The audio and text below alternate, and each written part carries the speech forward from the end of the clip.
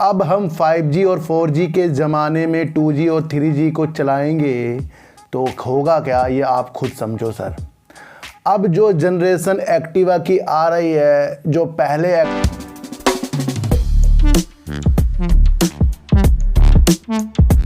Car आप देख रहे हैं डीप सर 6, और आज बात करेंगे डिश टीवी और यस बैंक की सर। इन सब की बात करने से पहले मैं आपको एक चीज़ बताऊं कि जिस तरीके से कुछ भी चीज़ें नई नई आती रहेंगी, नई टेक्नोलॉजी आती रहेंगी, तो पुरानी टेक्नोलॉजी कहीं ना कहीं विलुप्त सी होती जाएगी। चाहे कोई भी चीज़ पहले प्रस्तुत हुई हो, यानी कोई एक ऐसा आविष्कार पहले हुआ हो, फिर उसके बाद वो नए नए आविष्कार होते हैं तो उस पर ज़्यादा ध्यान जनता का केंद्रित हो जाता है। अब हम 5G और 4G के ज़माने में 2G और 3G को चलाएंगे तो होगा क्या, ये आप खुद समझो सर। अब जो जनरेशन एक्टिवा की आ रही है, जो पहले एक्टिवा की जनरेशन थी, यानी कि जो पहले एक्टिवा लॉन्च हुई थी, क्या वो आप चलाओगे? अब जो ज़माना है डिजिटल में है, ऑनलाइन है, क्या आप उसे ऑफलाइन करने में क्षमता दिखाओगे? जहां रेलवे के टिकट अब पूर्णतया डिजिटलकरण में आ जाएंगे और कई प्रेस जो है प्रिंटिंग की रेलवे भी बंद कर रहा है, तो ये क्या दर्शा रहा है कि आने वाला ज़माना जो है डिजिटल पर होने वाला है।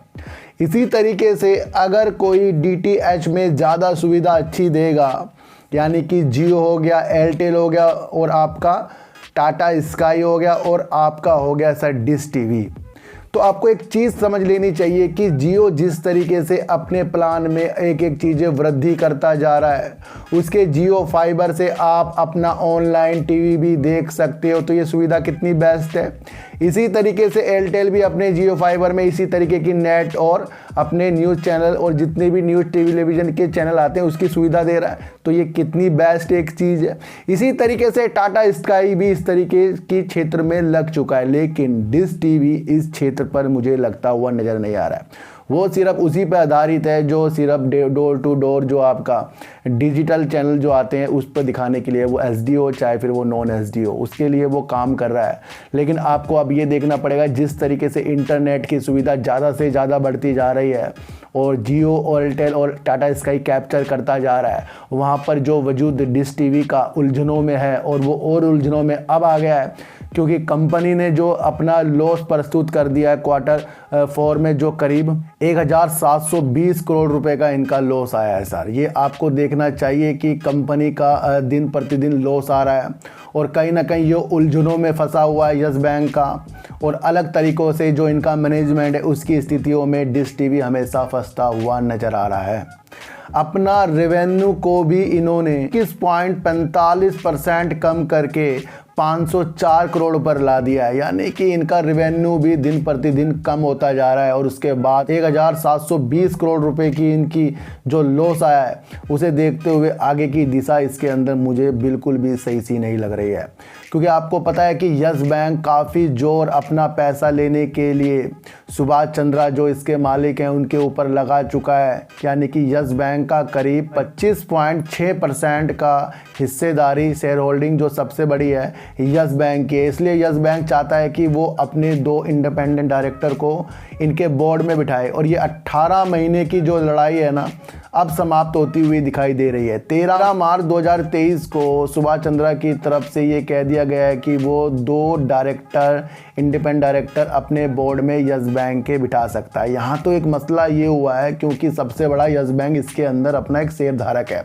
तो उसकी ये बात माननी थी, और कहीं ना कहीं अगर ये बात नहीं मानेगा तो उसके ऊपर कड़ी कार्रवाई यस बैंक भी कर सकता है। और बीते दिनों कुछ न्यूज़ ये भी निकल कर आई थी कि यस बैंक की जो हिस्सेदारी है वो एयरटेल या टाटा स्काई वो किसी को भी दे सकता है।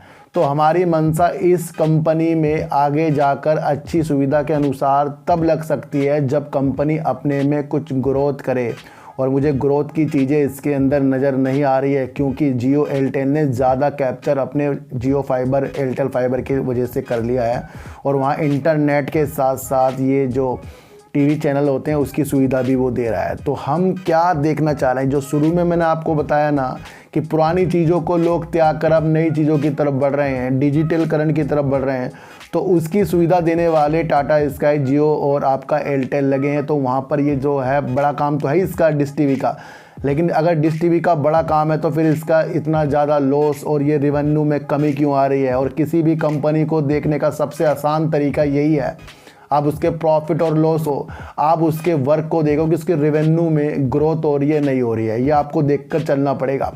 लेकिन रेवेन्यू अगर कंटिन्यू हमारा कम होता जाए तो कंपनी दिन प्रतिदिन कहीं ना कहीं निगेटिव की तरफ जाती हुई नज़र आएगी। एफआईज इसके अंदर अपनी होल्डिंग को हल्की सी कम करते जा रहे हैं। प्रमोटर इसके अंदर 4.04% बचे हैं सर, ये आपको समझकर चलना पड़ेगा कि डिश टीवी में प्रमोटर जो हैं 4.04% ही हैं। ये एक जो एनालाइज मैं आपके लिए कर रहा हूँ, इसके अंदर आपको प्रमोटर की होल्डिंग और डीआईस की होल्डिंग से ही अनुमान लग जाएगा, क्योंकि डीआईस मार्च 2022 में करीब 26.57% थे। 2022 में डीआईस की होल्डिंग 26.57% थी, जो अब जाकर 2023 मार्च में 2.33% रह गई। यानी कि डीआईस ने एक साल में अपनी इतनी बड़ी होल्डिंग को 2.33% पर लाकर रख दिया है। डीआईएस तो आपको पता ही है ना, यहीं के लोग हैं, इंडिया के लोग हैं, उन्हें ज़्यादा इसके बारे में नॉलेज है, ज़्यादा अच्छी चीज़ उनको पता है। और प्रमोटर भी 4% करीब बैठे हैं। डीआईएस अपनी 26.57% से होल्डिंग एक साल में 2.33% ले आए हैं। लेकिन यहीं पर सब कुछ अच्छा किसको लग रहा है? रिटेलर को लग रहा है। अब रिटेलर को सब कुछ अच्छा लग रहा है तो वो क्या होता है, उसमें रिटेलर ही घुस जाते हैं बहुत सारा। तो वही कहानी है इसके अंदर कि मार्च 2023 में रिटेलर इसके अंदर बढ़कर 83.71% हो गए हैं। समस्या बड़ी इसके अंदर विचलित हो रही है कि जिस कंपनी का कुछ ऐसा फाइबर भी नहीं आता, जिस कंपनी में ज़्यादा अलग की उमंग भी नहीं है, जिस कंपनी के ऊपर कर्जा है, जिस कंपनी के मैनेजमेंट में प्रॉब्लम है, जिस कंपनी के ऊपर यस बैंक ने डंडा करा हुआ है। और आपको ये समझना चाहिए कि जिस कंपनी ने अभी हाल ही में आपको Q4 में 1720 करोड़ रुपए का लॉस ला दिया है और अपने रिवेन्यू में भी करीब 21% की कमी कर दी और 504 करोड़ रुपए इनका रिवेन्यू आया हो, तो उस कंपनी के आगे जाकर ऑपरेटर वाली देखो सर, मैं आपको एक चीज़ बताऊं कि अगर इस कंपनी में तेज़ी आपको दिखाई दी, या तो वो होगी कि इस कंपनी के अंदर बहुत कुछ अच्छा हो गया है, अलग अलग प्लानिंग कर रहा है, या फिर इसके अंदर ऑपरेटर की चीज़ें चल सकती हैं सिर्फ आपका ध्यान आकर्षित करने के लिए। मेरा हिसाब इसके अंदर ये बैठ रहा है कि अगर ये कंपनी को ग्रोथ करना है तो अपने काम को ये अच्छा करेगा, रेवेन्यू को धीरे धीरे बढ़ाएगा, या फिर जिस तरीके से काफ़ी कंपनी किसी का अधिग्रहण कर लेती है तब जाकर इसके अंदर सुनहरे अवसर आ सकते हैं। फिलहाल के लिए तो ये तेज़ी के संकेत तो दिखाई देगा, ऐसा तो शेयर है ये कि कभी भी 11 से ये पहुंच ही जाता है, 16-17 रुपये तो पहुंच ही जाता है, ये तो कर ही लेता है इस तरीके से काम। लेकिन उसके बाद ये फिर धीरे धीरे नीचे आ जाता है। तो अगले बार से कंपनी की सारी चिट्ठियों को देखकर हमें इन्वेस्टमेंट करना पड़ेगा। और यस बैंक की एक स्थिति ये प्रॉब्लम आ रही है कि जहाँ भी यस बैंक कुछ अच्छा करने की स्थिति में होता है तो कहीं ना कहीं से एक न्यूज़ निकल कर आ जाती है, वो बैड न्यूज़ का ही काम कर देती है, जिसके अंदर 8 बैंकों के साथ ये सबसे ज़्यादा एनपीए वाला बैंक बना हुआ है। यानी कि जो 8 बैंकों को सिलेक्ट किया गया है एनपीए में, उसके अंदर यस बैंक भी शामिल है। इसे ध्यान केंद्रित करने के लिए यस बैंक को हाईलाइट किया गया है। पर मैंने आपको एक चीज़ बताया कि अगर आपको यस बैंक में अच्छे सुनहरे अवसर देखने हैं तो इसके प्रॉफिट को देखते हुए चलते जाओ, क्योंकि इसने एक अभी तक के लॉस प्रस्तुत नहीं किया है। थोड़ा प्रॉफिट कम या ज़्यादा तो कर रहा है लेकिन लॉस प्रस्तुत नहीं किया है। तो उससे एक मंशा ये बन जाती है कि जेसी फ्लावर वाली टीम हो गया है और आगे जाके जिस तरीके से इसके अंदर 81 बॉन्ड का मसला चल रहा है वो भी इफेक्ट इसके अंदर डाल सकते हैं।